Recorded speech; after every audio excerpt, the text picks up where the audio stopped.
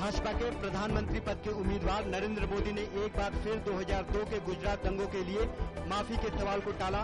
कहा, कांग्रेस को पहले अपने पापों का लेखा जोखा देना चाहिए। उन्होंने टीवी 9 को दिए साक्षात्कार में कई सवालों के जवाब दिए। कांग्रेस प्रवक्ता मीम अफजल ने नरेंद्र मोदी के गुजरात दंगों पर माफी न मांगे जाने पर प्रतिक्रिया व्यक्त करते हुए कहा कि तानाशाही प्रवृत्ति के लोग कभी भी माफी नहीं मांगते हैं।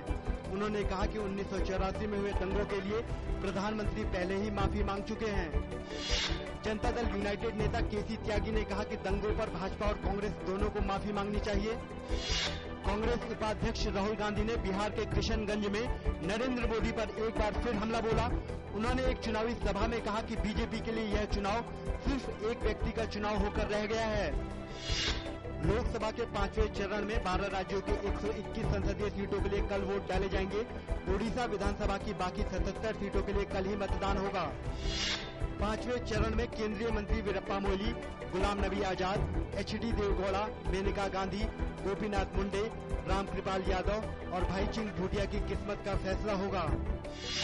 मध्य असम में आज तड़के मोरीगांव के समीप अजूरी स्टेशन पर बीजी एक्सप्रेस के 10 डिब्बे पटरी से उतरे।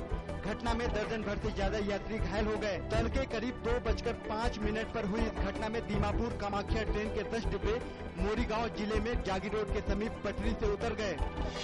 दावणगेरे से बेंगलोर जा रही एक यात्री बस में आग लग जाने से 6 लोगों की मौत हो गई और दर्जन भर से ज्यादा यात्री घायल हो गए। यह घटना चित्रदुर्ग जिले के हिरियूर में हुई। घायलों को नजदीक के अस्पताल में भर्ती कराया गया है। महंगाई की मार झेल रही जनता को पेट्रोल की कीमतों के कम होने से मिली राहत। पेट्रोल 70 पैसे हुआ सस्ता। नई कीमतें मंगलवार आधी रात से हुई लागू। शुरुआती कारोबार के दौरान शेयर बाजार में देखी गई बढ़त। सेंसेक्स 28 अंक के सुधार के साथ 22,513 अंक पर खुला। निफ्टी 4 अंक के सुधार के साथ 6,737 अंक पर पहुंच गया।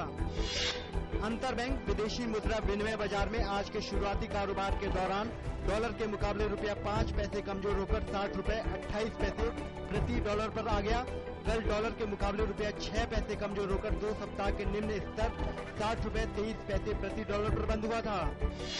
रूस ने कहा है कि यूक्रेन गृह युद्ध के कगार पर खड़ा है। उसने ऐसा यूक्रेन के नेताओं के देश के पूर्वी क्षेत्र में रूस समर्थित अलगाववादी विद्रोह को कुचलने के लिए सेना और टैंक तैनात करने के कदम के बाद कहा।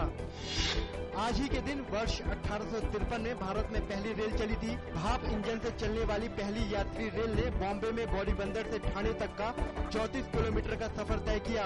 34 किलोमीटर का यह सफर देश के इतिहास में मील का पत्थर साबित हुआ।